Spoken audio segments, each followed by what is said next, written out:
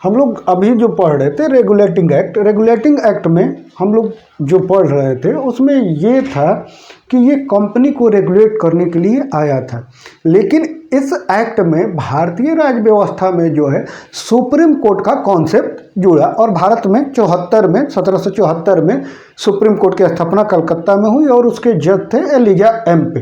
ठीक है, तो ये एक्ट में भी कुछ खामी था और उस खामियों को सुधार करने के लिए वहाँ की जो सरकार थी उन्होंने दो अधिनियम, एक अधिनियम दंडाज अधिनियम लाया और दूसरा फॉक्स भारतीय विधेयक लाया।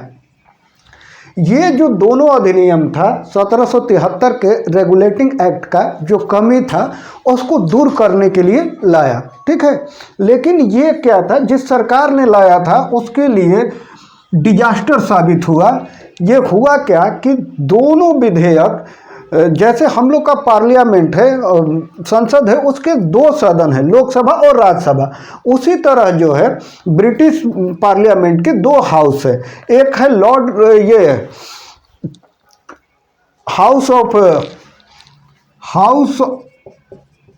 ऑफ लॉर्ड्स और दूसरा है हाउस ऑफ कॉमन। जैसे हाउस ऑफ कॉमन हम लोग का लोकसभा है, उसी तरह ब्रिटेन का हाउस ऑफ कॉमन है, और जैसे हम लोग का राज्यसभा है उसी तरह हाउस ऑफ लॉर्ड्स है। तो ये दोनों विधेयक जो है वो हाउस ऑफ लॉर्ड्स में पास नहीं हुआ। ठीक है, और जानते हैं कि मंत्रिमंडलीय व्यवस्था में आगे हम लोग पढ़ेंगे उसमें सामूहिक उत्तरदायित्व होता है। तो ये दोनों विधेयक जब पास नहीं हुआ, इस कारण ब्रिटिश में जो सरकार था, गठबंधन की सरकार था, लॉर्ड नॉर्थ और फॉक्स का, तो उनको जो है इस्तीफा देना पड़ा। और ये बड़ा ही इंटरेस्टिंग चीज है कि भारतीय विषय पर पहली बार ब्रिटिश सरकार को इस्तीफा देना पड़ा, और ये पहला मौका था और आखिरी मौका था कि किसी भारतीय विषय पर ब्रिटेन की सरकार जो है वो चली गई। और ये दोनों विधेयक जो है उसके लिए जब जो सरकार सुधार के लिए लाया था 1773 के रेगुलेटिंग एक्ट का, उसके लिए डिजास्टर साबित हुआ और ये जो है सरकार को इस्तीफा देना पड़ा। उसके बाद जो है पिट्स इंडिया एक्ट जो है 1784 बना। ठीक है, और पिट्स इंडिया एक्ट में ये क्या हुआ कि कुछ कंपनी में और सुधार किया गया, और ये एक्ट को कहें तो पहली बार ब्रिटिश क्राउन का भारतीय क्षेत्र पर अधिकारिता का एक लिखित दस्तावेज था। यानी कि धीरे धीरे जो है कंपनी पर उनका कंट्रोल बढ़ते गया, और कितना अधिकार होगा ब्रिटिश क्राउन का, ये पिट्स इंडिया एक्ट के द्वारा ये बताया गया। और ये पहला जो है लिखित दस्तावेज इसको माना जाता है कि ब्रिटिश क्राउन के अंदर में क्या क्या भारतीय क्षेत्र जो है उनके अधिकार क्षेत्र में था। इसमें क्या किया गया कि कंपनी के जो दो कार्य थे, व्यापारिक कार्य और राजनीतिक क्रियाकलाप, ठीक है, दोनों को अलग कर दिया गया। और जो व्यापारिक कार्य था वो दे दिया गया बोर्ड ऑफ डायरेक्टर्स के। बोर्ड ऑफ डायरेक्टर्स में वो लोग शामिल होते थे जो कंपनी के शेयर धारक थे और कुछ सरकार द्वारा नॉमिनेटेड। और राजनीतिक कार्य जो दे दिया गया वो बोर्ड ऑफ कंट्रोल को दे दिया गया। और ये व्यवस्था जो है कंपनी का, यानी कि राजनीतिक कार्य और व्यापारिक कार्य जो है दोनों अलग, ये 1858 तक चलते रहा। फिर 1858 के बाद किस तरह से ब्रिटिश क्राउन के अंतर्गत में पूरा शासन आ गया उसको पढ़ेंगे। यहाँ पे पार्शियल था, यानी कि जो कंपनी शासन कर रही थी लेकिन ब्रिटिश क्राउन के अंदर में। लेकिन उसके बाद 1858 में जो हो गया पूरी तरह ब्रिटिश क्राउन के अंतर्गत में आ गया। इसमें एक और काम किया गया कि जो गवर्नर जनरल थे बंगाल के, उनको प्रधान सेनापति भी घोषित कर दिया गया। गवर्नर जनरल को जो है प्रधान सेनापति घोषित कर दिया गया। जैसे भारत में राष्ट्रपति जो हैं वो क्या होते हैं, प्रधान सेनापति होते हैं, तो उसी तरह। और इसमें गवर्नर जनरल के पावर को और बढ़ाया गया।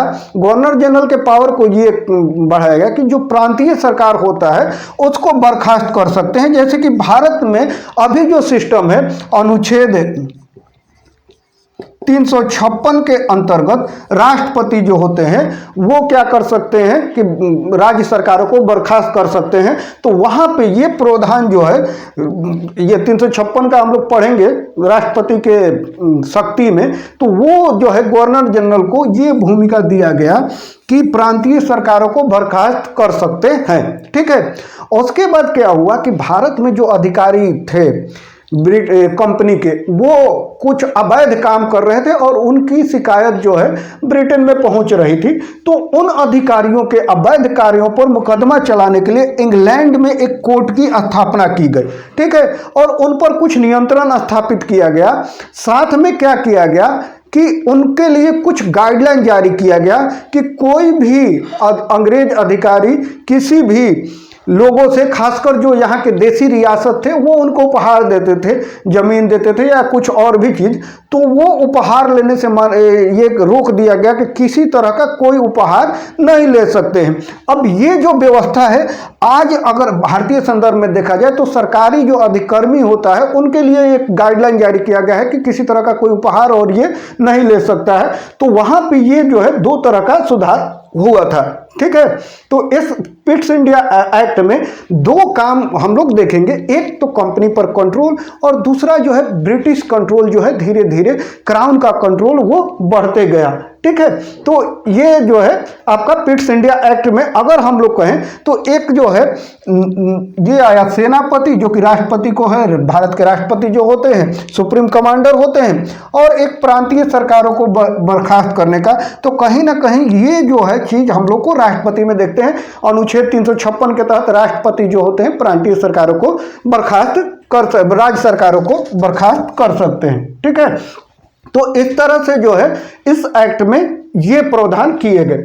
अब इसके बाद हम लोग पढ़ेंगे चार्टर एक्ट। 4 चार्टर एक्ट है। इस 4 चार्टर एक्ट में क्या पढ़ेंगे कि कंपनी को, देखिए चार्टर एक्ट बनाया गया था। चार्टर जो होता है सब, जब किसी शासक के द्वारा कोई कानून बनाया जाता है, चार्टर कानून, चार्टर जैसे आप लोग सुने होंगे प्लेन, चार्टर कंपनी, ये चार्टर का मतलब होता है किसी शासक का। ठीक है। चार्टर प्लेन मतलब एक व्यक्ति का, चार्टर कंपनी मतलब कोई शासक द्वारा बनाया गया कंपनी। तो ये चार्टर एक्ट क्या था कि ब्रिटिश द्वारा बनाया गया कंपनी, ये ब्रिटिश ईस्ट इंडिया कंपनी था, तो उसके नियम कानून उनको अधिकार दिया जाता था और 20 साल के लिए अधिकार दिया जाता था, अगले 20 साल में और बढ़ा दिया जाता था। तो हर 20-20 साल पर जो है चार्टर एक्ट जो है बनता था, हर 20 वर्षों पर चार्टर एक्ट बनता था। और ये चार्टर एक्ट 1853 तक बना था। हर एक चार्टर एक्ट में हम लोग पढ़ेंगे कि क्या क्या प्रावधान लाया गया। ठीक है। और 1853 के बाद ये चार्टर खत्म कर दिया गया। चार्टर खत्म करने का कारण क्या था कि उसके बाद कंपनी का जो है यहां पर शासन वो खत्म करके सीधे जो है भारत का शासन जो है क्राउन के अंतर्गत में, यानी ब्रिटिश संसद के अंतर्गत में आ गया। तो उसको हम लोग पढ़ेंगे अगले वीडियो में इसको, और बाकी जो है और अनुच्छेद जो और जो एक्ट है उसके बारे में पढ़ेंगे अगला वीडियो में। इस वीडियो को आप लोग जो है कंटिन्यू देखते रहिए। और 30 जनवरी तक हम लोग को टारगेट है कि ये पूरा पॉलिटी का आपका पूरी तरह से हम लोग उसको खत्म कर देंगे। आज 12 जनवरी है। सबको राष्ट्रीय युवा दिवस की शुभकामनाएं।